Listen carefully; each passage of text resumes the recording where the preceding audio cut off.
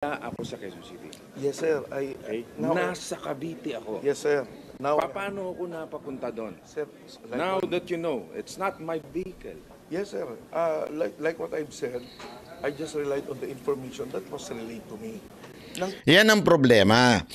You relied on information na, nirelay lang sa'yo, nirelay lang sa'yo. Eh, doon pa lang, sabi ko, sabit ka na. Pasensya ka na ha, Kiernan Nebrija, alam mo, idol kita sa mga bagay-bagay, di ba? Pero yung ganyan, medyo, medyo sablay ho yun, sir. Miss Lindenman, salamat po. You know why sablay? Kasi sana binerify nyo muna. O kaya, since narinig nyo sa telepono, sabi sa inyo ng tao nyo, sir, sabi ng driver, kay Senator Bong Revilla ito. Kasi ang dahilan niya dito, hindi naman daw niya binanggit sa TV. Nagkataon lang, habang nasa telepono siya, may mga TV crew. Okay? Pwede mo namang sabing, sigurado ka ba nandyan yun? I mean, you don't have to say kung sino yun. Kasi una-una, hindi pa verified di ba? Yun ang problema. So, binanggit mo na kaagad without even verifying kung sino yung nasa loob. Tropa ko, sir. Yes, So sir. based on hearsay, Sir, wawasakin mo yung sir, senador. I have no intention Paano na pa yung mga maliliit natin mga Sir, wala kababayan? po akong intention na sa akin kayo. Why will I do that? Bakit mo binanggit yung pangalan ko Sir, sa media? yun po, Sana nakakaradyo po ako. bine-verify niyo muna. Sir, that's Hindi, what I binanggit did. mo sa radio That's what I... Sir, di po ako Narinig ko yun. in-interview na sinabi ko po na nandun kayo. Wala po akong binanggit na gano'n.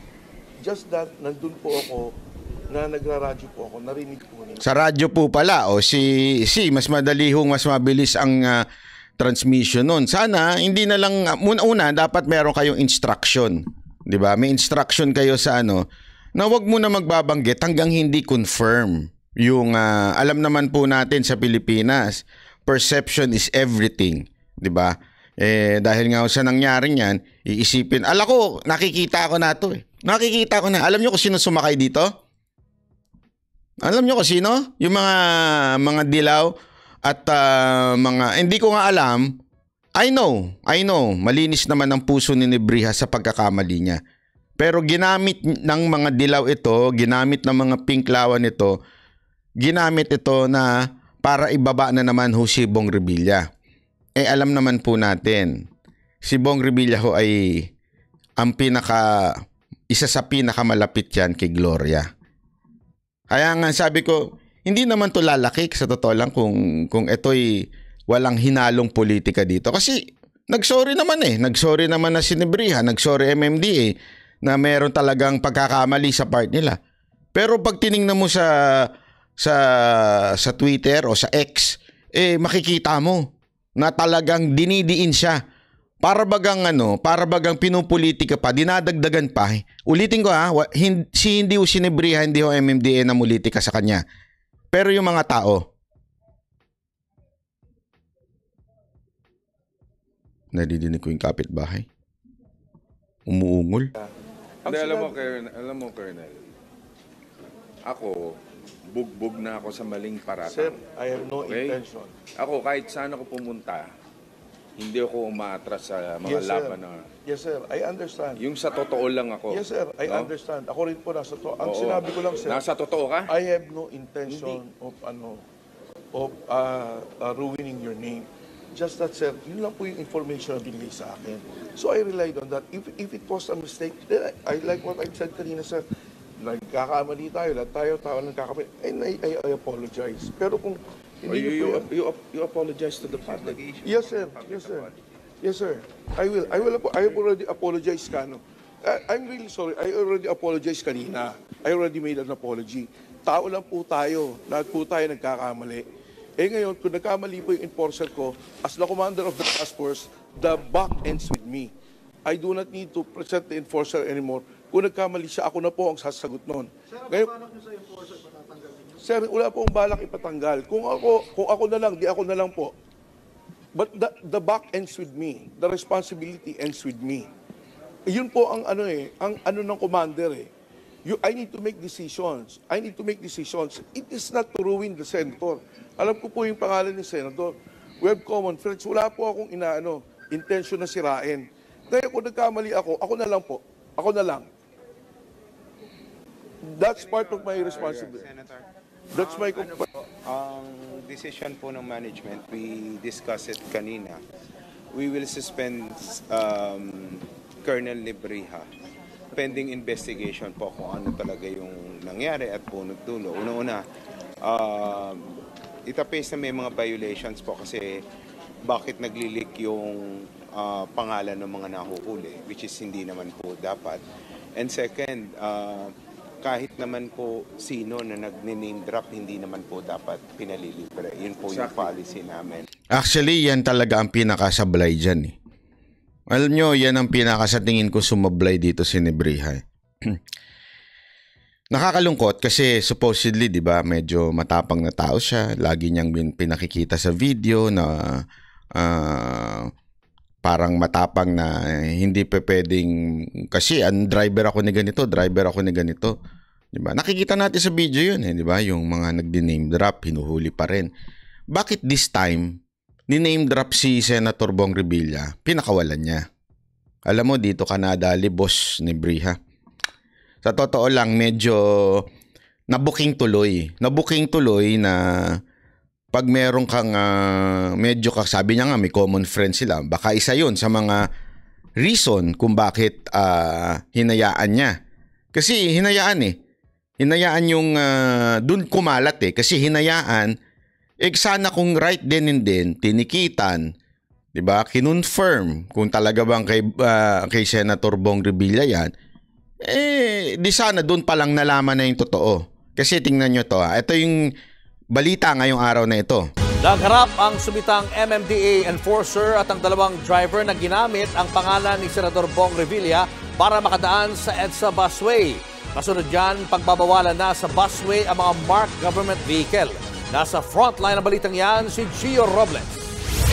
Humarap na sa MMDA ang dalawang driver na gumamit di umano sa pangalan ni Senador Bong Revilla Jr. para makalusot sa EDSA busway kahapon. Tumanggi na ang MMDA na pangalanan. Si Boss Dada pala yun eh. Ay sus, Ginoo. Hindi pala. Akala ko si Boss Dada. Oy, Boss Dada, magpagaling ka. May sakit ka din daw. Gaya-gaya ka, ha?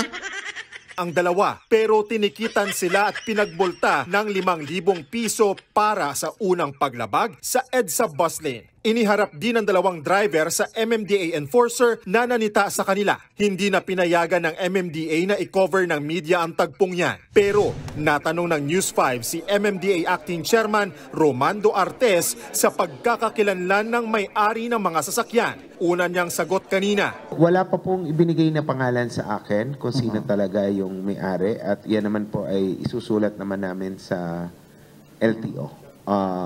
In fact, dinidraft na po yung complaint para po makilala. Alam mo, dyan ako medyo nagtataka rin ho sa MMDA. Bakit parang ang bagal ho ng, di ba, as soon as sumurrender na yung driver, di ba, sumurrender na. So alam nyo na yung plate number.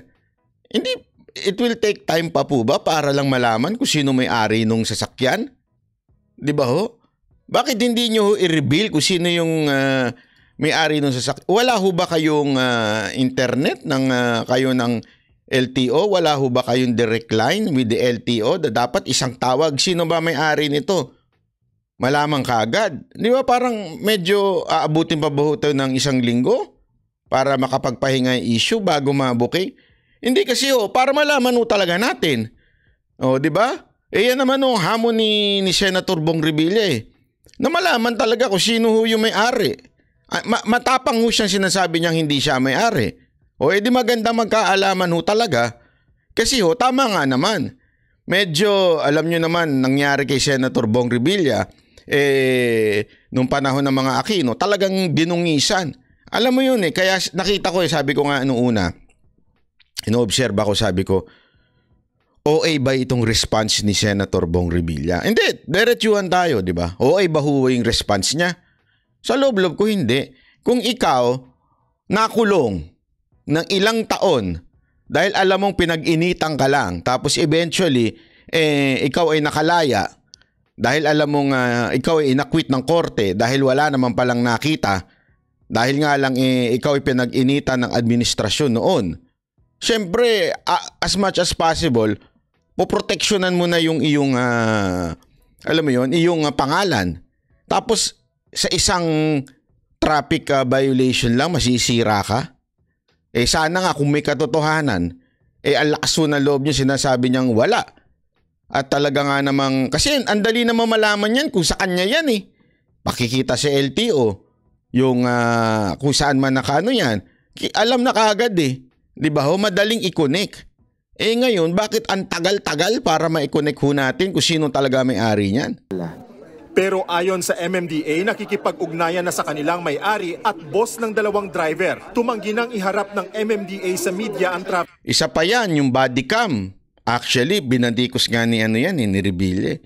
Yung body cam na ginagamit supposedly ng MMDA, di ba? Sabi niya nga 60,000 ang quotation nyo. Alam mo? Sa totoo lang wala ang GoPro, wala 60,000. Magandang klase na ho yun So, asan yung body cam na supposedly?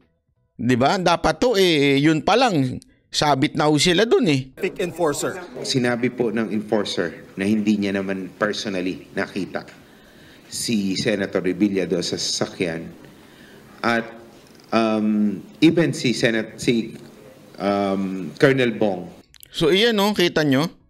Hindi pala nakita, ginamit lang. Malaking palpak ho ito, MMDA. Sayang ho yung sinimulan ninyo. Alam nyo, dahil sa pag-compromise ninyo, na pinakawalan ninyo yung isang taong nag-name drop, sumabit tuloy ho kayo ng matindi dito. Diba ho? Isipin mo hindi nyo naman pala nakita. Tapos sinabi ng enforcer na nakita niya. Yun ang sinabi ng enforcer Nakita niya doon kay Nebriha, kaya naman si Nebriha lakas ng loob sabihin. Yung pala naman hindi. Nabudol din ho kayo? Alam nyo, dahil sa ganyan nyo, masisira po tuloy yung magandang ginagawa ng MMDA, yung entire MMDA. Dahil sa isang traffic enforcer na nagsinungaling. Dapat to parusahan talaga yung nagsinungaling na yan kasi wala naman siguro mga traffic enforcer na hindi makakakilala kay Senator Bong Revilla. Artista pa hindi lang senador yun. Ang bihira naman. Sinabi naman niya na hindi niya nakita na naandoon si Senator Revilla at nasa ibang lugar siya at the time. Una na. Sabi dito, maganda yung sinabi niyo. Pagiging unfair niya sa mga rider na nahuli niya na di nakasapatos ang cash rider basta parang dahil daw sa pagiging hindi patas ni Nebriha kaya tuloy nakakarma siya. Actually, ayoko man sabihin ito pero mukhang may punto yung isang nagsabi nito, yung si Batang 90s. Mukhang may punto siya. Dahil sa pagkompromiso ninyo dito sa issue na to, sumabit po tuloy kayo. Ring itinanggi ni Revilla na dumaan siya sa EDSA busway kahapon dahil nasa Cavite raw siya. Alam mo, kinonfirm ko ito. Bakit kanyo? Umaga nangyari to. Tapos meron akong kaibigan na ayoko na lang sabihin kung sino. Baka mamaya mapag-initan pa yun. Tinawagan ko po sa Senado. Sabi ko, nandiyan ba na umaga si Senator Bong Revilla? Ano mo sagot niya sa akin? Wala, kauuwi lang nila Ano meron? May party? Hindi, budget deliberation pala, nirarush hanggang umaga, madaling araw. So madaling salita, madaling araw po na yung mga senador na andun pa sa Senado. So imposible daw na by alas 9, alas 8 ng umaga, naandyan sa EDSA yung mga yon. Siguradong uuwi na yung mga yon. From Senate to Cavite, hindi naman dadaan ng Mandaluyong. At hindi magliliwaliw ng ganong oras kasi nga pagod na. Buong umaga daw nandun silang lahat yung mga senador na inaayos yung budget. Ganun ba? Sabi ko, talagang malabo. So ang pwede na lang posibleng mangyari niyan, tauhan niya ito. Kaya nga, nung sinabi ko, di ba, na hinahamon ko na nga MMDA, bakit hindi ilabas kung sino talaga may-ari? malalaman naman kung may connection talaga kay Senator Bong Revilla. Kasi, una-una, masama ho ito. This is not good. Using the name of a senator para lang makapuslit sa... alam naman po natin ng mga kamote sa kalsada eh. Lahat ho ata ng general tatawagan na eh. Kaibigan ko si general eh. O si kilala mo si Kernel. O si Kernel, ganyan. Hindi pa ho ba tayo nadala dyan sa mga ganyan? O ano ko, bata ako ni ano. O ano ko, secretary, ano ko, assistant secretary. The mere fact, the mere fact na may ganyan, isa lang ibig sabihin yan, na pinagbibigyan pa rin po natin yung mga VIP sa Pilipinas. Yan o masakit na katotohanan. Tama talaga yung sinabi ng isa nating banateros dito. Pag rider, simpleng rider, wala ho tayong patawad. Okay, tama naman po yun. Huwag ho natin patawarin. Pero ang problema, pag meron ng mga pangalan na bitbit, depende sa ganda ng kotse, depende sa blinker, depende sa sinong pangalan ng babanggitin, tila meron pa rin tayong kulturang palakasan, di ba? O gano'n na gano'n na talaga ang katotohanan. Meron pa rin ho tayong palakasang nangyayari sa Pilipinas. Kaya tuloy, nadadali ho tayo ng ganito. Yun ang problema.